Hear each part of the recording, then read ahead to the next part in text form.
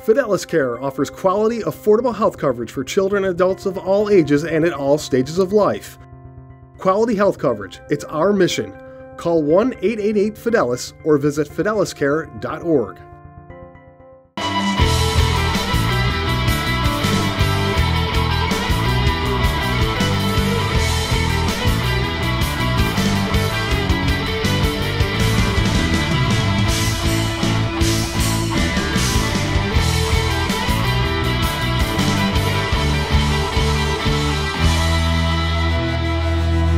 Hello everybody and welcome to the Fidelis Care College Sports Beat. I'm Dave Yates. Every week at this time we take a comprehensive look at our local college sports programs, and we begin with our honor roll of local college athletes, brought to you by M&T Bank. At M&T Bank we're listening, learning, and working hard to understand what's important to Western New York. It's what we've been doing since 1856. M&T Bank, understanding what's important. In at number 3, the Brockport diver GABRIEL ARIAS, who qualified for nationals off his performance in the Region 4 meet. ARIAS, an Eastridge junior, was 5th among the men off the 1-meter board. Another diver, Pittsford sophomore Sam Randall, was 1st off the 1-meter and 3rd off the 3-meter board for SUNY Geneseo. Randall qualified for nationals for the 2nd straight year. And topping off our list this week, Patrick Rice of the University of Rochester track and field team. Rice of Windham, Maine, broke his own school record in the heptathlon, winning the event at the New York State College Track Conference meet and breaking the meet record. Time now for a local college Spotlight Athlete of the Week, brought to you by Northwestern Mutual. Northwestern Mutual's college internship program has been nationally ranked as one of America's top 10 internships. Contact Molly Doherty for more information. The Northwestern Mutual Life Insurance Company, Milwaukee, Wisconsin. Our Spotlight Athlete of the Week is a former valedictorian at Monroe High School who has rediscovered sports in a rechanneled career. Bill Pucko has our story from Nazareth. Came at 9, did about 9 to 10, wait. Then we did a couple heavy chain hammer throws. Born in Puerto Rico and resettled in Rochester and playing at Edison Tech, Luis Rivera had dreams of becoming a football player. As a result of an injury, perhaps thanks to it, Rivera wound up here at Nazareth College. I fell in love with the sport and I really want to keep playing, and I saw myself having a future in the sport, and I didn't really know how to deal with it, but I knew that if I focused in school and I did my best in school, I might have a chance at playing in college. Naz, of course, doesn't have a football team, doesn't have an indoor track for that matter, which means a converted racquetball court now serves as the indoor throwing pit. Rivera sort of fell into track and field and rediscovered his competitive urge in the weight throw. Yeah, it actually came very easy to me. I don't know how.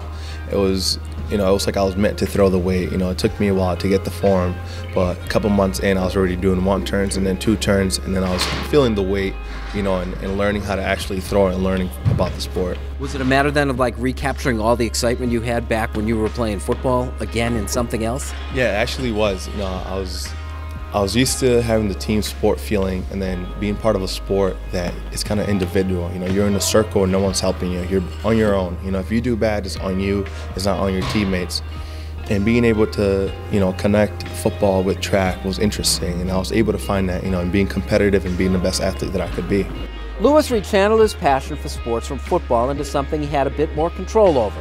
He is currently the national leader in the event, throwing a full 3 feet ahead of the field, with Division III Nationals coming later this month.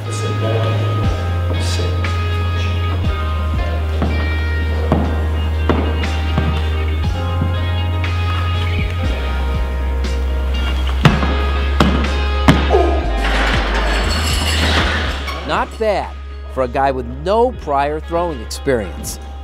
None. Yeah, we're usually in high school we have shot and discus throwers. Luis is the first athlete that I've worked with that never threw shot put or discus in high school, and he's one of the most successful. So it's a unique case that we have here at Nazareth. What makes him successful? What is it in him that's driving him like that? You know, I think he's bought into our system. You know, this is our third year that we've been working together. So freshman year, it was really just learning how to throw the weight and hammer. And then sophomore year, we had a little bit more success. So he started watching video more. We started paying more attention to these little details, the intricacies of throwing. And then last year, he PR'd by 3 meters and was an All-American. I'm just gonna go back to like remember we were emphasizing the slow entry. It's funny how things work out sometimes. The football injury refocused Rivera on his academics. He was valedictorian of his graduating class at Monroe High School, which helped get him into college on scholarship, where at a school without football in a sport he didn't know existed, Rivera rediscovered an important part of himself.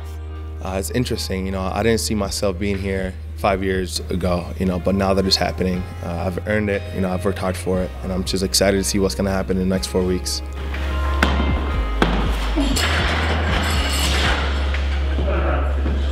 Bill Pucko, Nazareth College, for the Fidelis Care College Sports Beat. Rivera won the weight throw at the New York State meet. The Division III National Championships are this coming weekend. When we return, J.C. DeLass talks swimming with Geneseo coach Paul Dotterweich, and later Kim Bernston has our Fusion Digital Scholar Athlete. All that and more when the Fidelis Care College Sports Beat returns. As we head to break, here's a look at the Nazareth Athletes of the Week, brought to you by Nazareth College.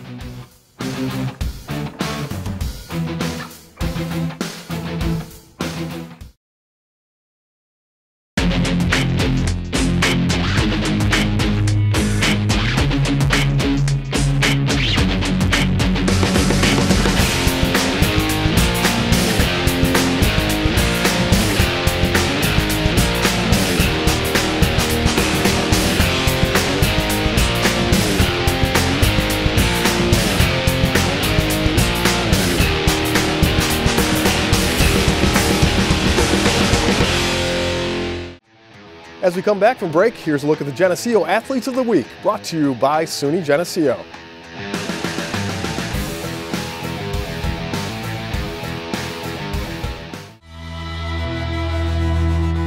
Well, welcome back once again to the Fidelis Care College Sports Beat. I'm Dave Yates. Each week, J.C. DeLass from WYSL Radio will help us get to know an area coach with the Fidelis Care Coach's Corner.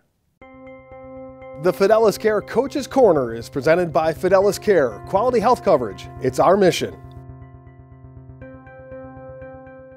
This is J.C. DeLass with this week's Fidelis Care Coach's Corner, and joined this week by our special guest, Paul Dotterweich, who's the head swimming and diving coach here at SUNY Geneseo. Coach, you've been voted SUNYAC Coach of the Year 14 times since taking over this program in 2001, so let's start right there. What's been the secret to your success here? You know, JC, I think the secret to our success and sustaining that success is the culture that we've built here.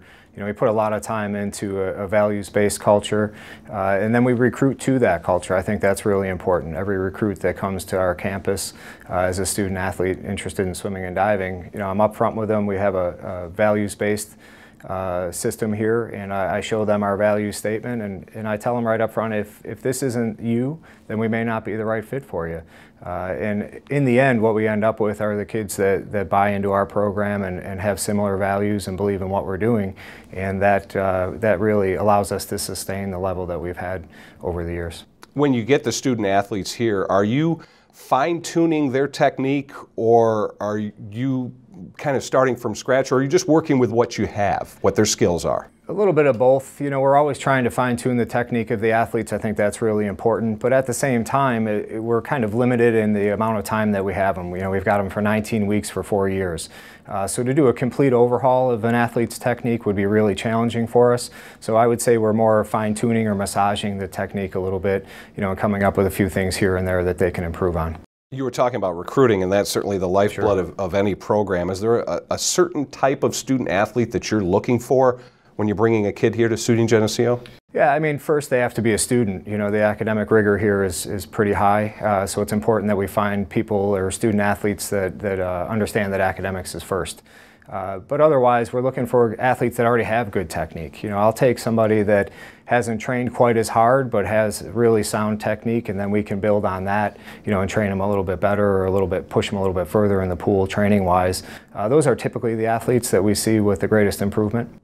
You're the men's and women's swimming and diving coach. Sure. How is that different, coaching men, coaching women? I mean, do you have to really kind of come about it two different ways? You know, we do have two teams, men's and women, but we do everything together. We train together, we travel together, our meets are together. So, you know, the atmosphere is definitely a little bit different when we separate. You know, there are some days where we'll have women's only practice or men's only practice.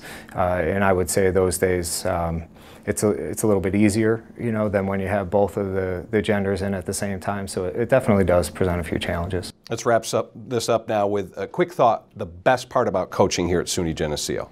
Man, I think the best part about coaching at Geneseo and Geneseo in general is the community and the culture that we have, not only within our team, but the campus and the community outside of the campus as well. You know, I think you've seen that this year firsthand. You know, they're great students here. They're great professors that are really vested in the students.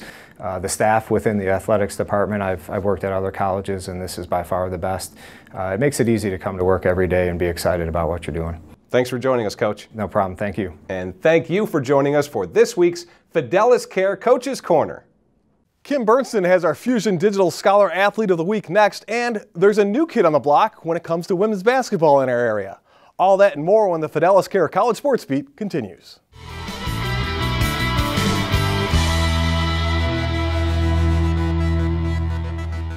Before we go to break, here's a look at the RIT Athletes of the Week, brought to you by the Rochester Institute of Technology.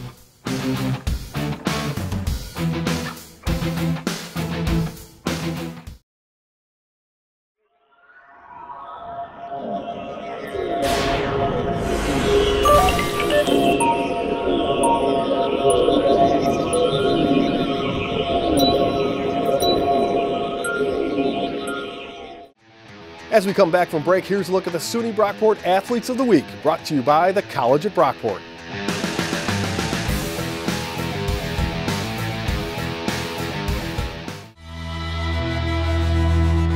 Hello everyone and welcome back to the Fidelis Care College Sports Beat. I'm Kim Bernson. It's time now for our Fusion Digital Scholar Athlete. The Fusion Digital Scholar Athlete is brought to you by our friends at Fusion Digital, a proud supporter of college athletics. This week, we honor Tylar Guerrieri as our Fusion Digital Scholar Athlete. Tyler is a senior forward for the University of Rochester women's basketball team. Originally from Pittsford, she played high school hoops at Our Lady of Mercy. Tyler has a GPA of 3.64 with a double major, biology and business.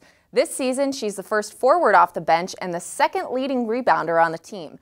Outside of basketball, Tyler is a part of St. Sebastian's Society for Leadership and Community Service. She leads a weekly class on morale and values for the inmates at the Monroe Correctional Facility and also works with her sorority with multiple philanthropies like Women for Women International. Honored for her dedication to her team and community, this week the University of Rochester's Tylar Guerrieri is our Fusion Digital Scholar Athlete. Now here's Dave with our Bill Gray's College Calendar.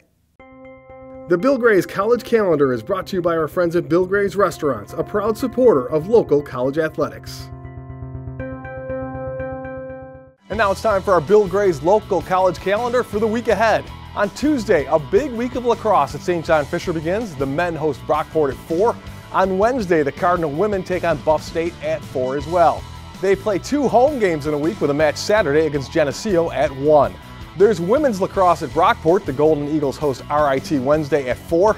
Roberts Wesleyan hosts College of St. Rose Wednesday at 3. That's a men's lacrosse game. And the MCC men take on Jefferson Community College on Saturday at 1. That is our Bill Gray's College Sports Beat calendar. Here's how some of our Section 5 alums are performing at colleges outside of Rochester in a segment we call Postcards from College. At Indiana University, Thomas Bryan is one of the highly touted freshmen in the country. The former Bishop Kearney star scored 14 points, including the first 7 in the second half on 5 for 5 shooting in a rout of Illinois. Torrance Dyke is one of the top players nationally at Division II Damon. The former East High senior averages a team best 22.2 points per game. Former Athena freshman Jay Sarkis contributes 8.2 points and 2.5 assists per game to the Wildcats for second in the East Coast Conference regular season standings. Last year's Girls Basketball Player of the Year, Dana Watts of Rush Henrietta, is at American International as a freshman.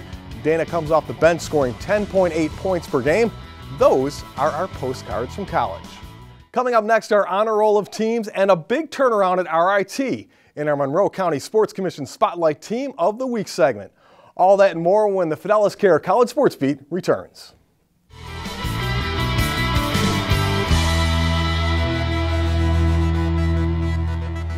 As we head to break, here's a look at the Roberts Wesleyan Athletes of the Week, brought to you by Roberts Wesleyan College.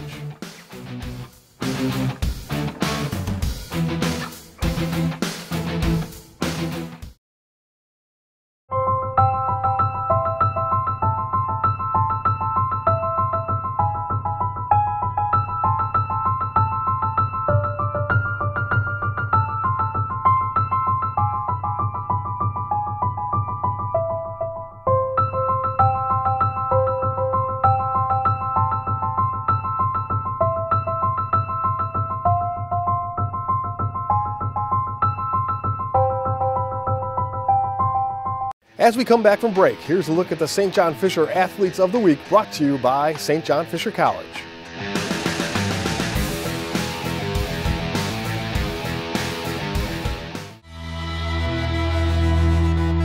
Welcome back once again to the Fidelis Care College Sports Beat. I'm Dave Yates. It is time now for our honor roll of local college teams, brought to you by Dave, Digital Audio Video Environments. Where can you go to get expert advice and installation on TVs, sound systems, and automation for your home, car, or business? Come see Dave, Digital Audio Visual Environments. Come see Dave.com. The Monroe Community College women's basketball team won a Region 3 Division II championship. The women beat Niagara. The Tribunes are now 29-0. And number 2, hey, how about some baseball? St. John Fisher College is playing games in Florida. The Cardinals defeated Franklin College 4-3 in 12 innings for their first win. And topping the list, the Roberts Wesleyan track and field teams, men's and women's, swept to the championships of the East Coast Conference Championships. It was the second consecutive time for each among the individual winners. Brockport senior Aaron McGinnis in the long jump, Grace Athena junior Keith Pease in the 1,000 meters, and Canandaigua sophomore Casey Smith, who won the women's pole vault. And that brings us to our Monroe County Sports Commission Spotlight Team of the Week. The Monroe County Sports Commission, along with Visit Rochester, is proud to announce and welcome the upcoming sporting events to Rochester, New York. Please visit monroecountysports.org. Now, this is an amazing hotbed for women's college basketball. Nearly all the area colleges excel. This year, there's a new winner on the block, discovering some newfound success. They switch everything, and then they switch back, and they sag. Coming off of this screen did nothing for us. We used the screen and came, and we never turned the corner. Right away. So come over, slip it. Good, so look for that first. Look for that first, okay? In the past, if you were talking about the best women's basketball teams in the area, chances are pretty good RIT would not have been part of that conversation. But that has changed. This year, the Tigers hit the 20-win mark for the first time ever, earned the right to host a playoff game for the first time ever, and picked up their first postseason win ever. It's been a blessing. Like, it's been a lot of fun, and like I appreciate all how far we've gotten, and it's been great. I feel honored. Yeah, especially being a senior, and I've been through it for 4 years, and we weren't obviously as great at my freshman year as we are now. It's been amazing. The girls are a huge part of all of this, and they're just so close that every day, even though some days you struggle, it's been nice to see that our hard work is finally paying off. One of the reasons they have been so hard to stop this year is the simple fact that they have so many weapons. It's tough to defend a team that can hurt you in so many ways. You know, I think we have a really great combination of great post play and great guard play. And we have, on top of that, we have really great point guard play. So, you know, with Maria Edwards at the point, and then Corey Okada coming off the bench, who is a great backup point guard. And I think when we get the ball inside to Tara Lynch, you know, teams kind of focus on her, but then, you know, she kicks it out, and we have a bunch of shooters. So all the success on the court probably wouldn't have happened if it wasn't for the way the team has been able to gel off of it. It's a successful mix of new and returning players, and they found the right chemistry. We literally spend 24 hours together, it feels like. A couple of girls live together, and we're in the locker room, in between classes, hanging out, doing homework, all that stuff. You know all the little things that the girls maybe struggle with, and you know that their weaknesses and their strengths, and we all can balance each other out with that. And I think that knowing your struggles and helping each other off the court shows how much you have each other's back. So when it comes to being on the court, everybody just wants to play for each other, and when one person goes down, the next person wants to step up for all the girls around. Enjoying the winning now is one thing, but it also has another effect. It makes the recruiting process a little easier. Everyone likes a winner, and prospective players are more likely to join one. I think obviously RIT has a great academic reputation, so that helps with the recruiting process. And I think you're right. I think just success breeds success. So students want to come here just for the academics, but they also want to come here because our program is up and coming. So I think it just helps us all around. You don't have to look any further than Reed to find one of the big reasons the Tigers are where they are today. She has created an environment that her players love to be a part of. Talk about Amy as a coach and what she's meant to this turnaround. Yeah, she's meant a whole lot. I mean, she's gutted it out, obviously, to bring us to this point. You know, she stays positive. She does all that she can in our scouting reports and, you know, little things of doing team activities with us. And at the beginning of the year, we did runs and scavenger hunts, and all of that she planned has taken into account for how close we become as a team.